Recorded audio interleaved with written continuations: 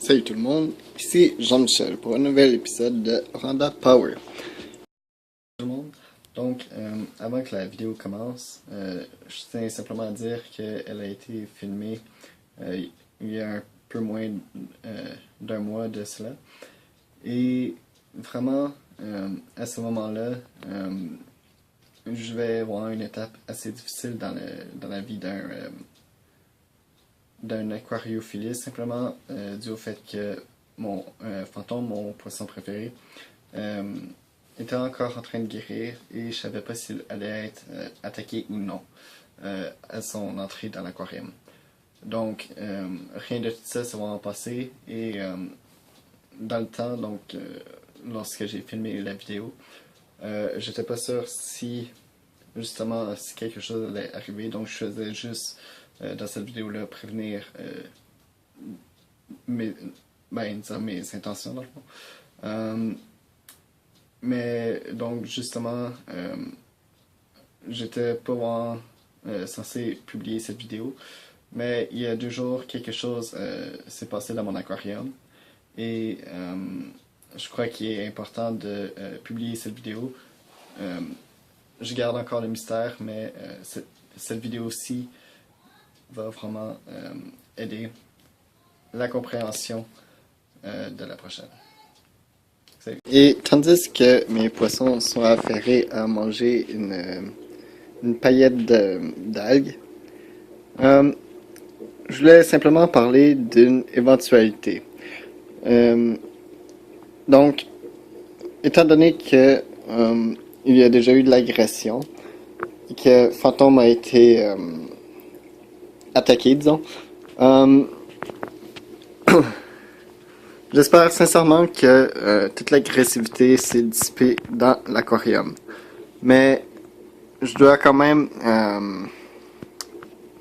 même si j'espère que tout s'est réglé pour le mieux, je dois quand même faire en sorte d'être prêt à n'importe quelle éventualité. Et cette éventualité-là est le fait que l'agressivité pourrait ne pas s'être totalement dissipée. Donc, quoi faire à ce moment-là? On a établi le fait que Harpy soit probablement celle qui aurait attaqué Fantôme, celle qui aurait les meilleures capacités pour faire d'aussi gros dommages en si peu de temps. Parce que bien que les Danios aient le potentiel d'attaquer les nageoires, les dommages étaient tout simplement trop collatéraux pour eux de les avoir provoqués, disons-le. Donc, Harpy, étant donné que c'est la saison de reproduction des poissons rouges et que les poissons rouges peuvent devenir violents à ce moment-ci de l'année, donc c'est tout à fait logique que Harpy soit à blâmer. Donc, qu'arriverait-il si jamais une agression aussi sévère se reproduise? La première chose à faire, ça serait exactement ce que j'ai fait, donc d'isoler. Mais cette fois-ci, ce serait pas Fantôme qui serait isolé, ce serait Harpy. Simplement dans l'espoir qu'elle dissipe son agression, que le temps passé seul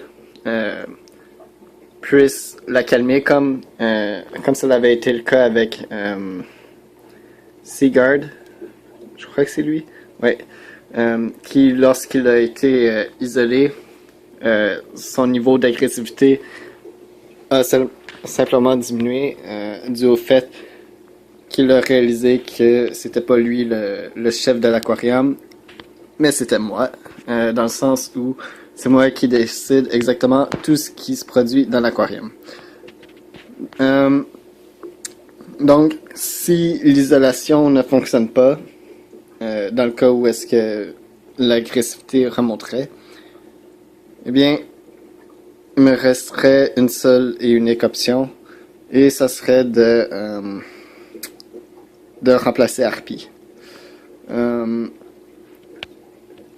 Ça serait réellement un crève-cœur, simplement parce que ça fait 3 ans que j'ai Harpie, que ses couleurs sont beaucoup plus belles que celles de Fantôme et du fait qu'elle soit plus massive, plus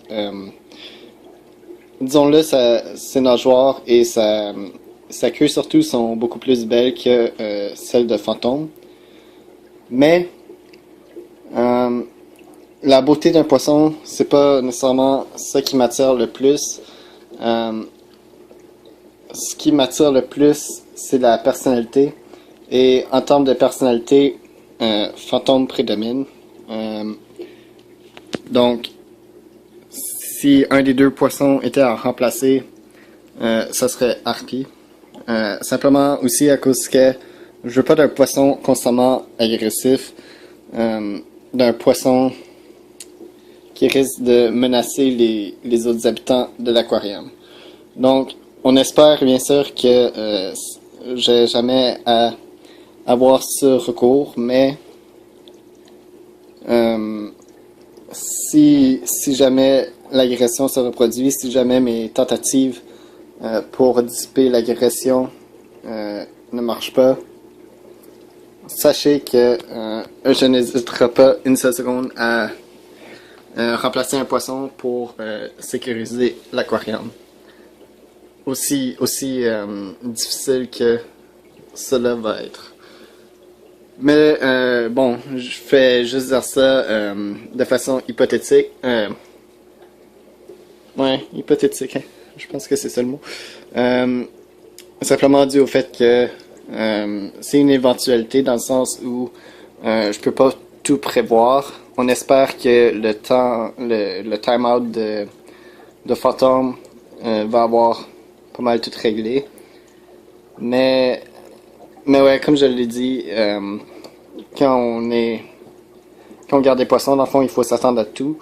On peut pas tout contrôler, donc dans ce cas-là, il faut faire ce qu'il y a de mieux, non pas pour un seul poisson, mais pour l'aquarium au complet. Et